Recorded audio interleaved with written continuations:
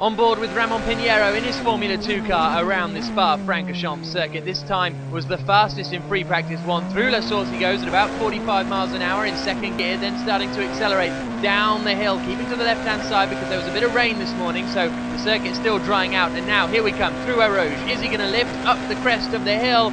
And not a hint of a lift there as Pineiro exits now out onto the Camel Straight, shifting up through the gears. He was in 6th gear as he went through Eau Rouge. He's still in 6th gear now, hitting the rev limiter at approaching 170 miles an hour before one of the biggest braking zones on the circuit, into Les Combes. Drop it down into 3rd, take plenty of curb on the right-hand side and then on the left, and then it's all about positioning the car for this right-hander at Malmedy. Pineiro not really troubling the apex as he now drops down the hill towards the hairpin at Rivage. It's a lot less tight than the hairpin at La Source. Pineiro not really getting close to the apex this time around. Still the conditions out there a little bit tricky. Now through the left-hander with no name. Again, the apex not really being troubled, but this was the fastest lap of the session this morning. And now down in towards Pouhon. He's just going to downshift it and throw it in to the first apex, run all the way out to the exit curve and then try and nail the second apex as late as possible to give you the best line down towards the run for the Fagnes chicane.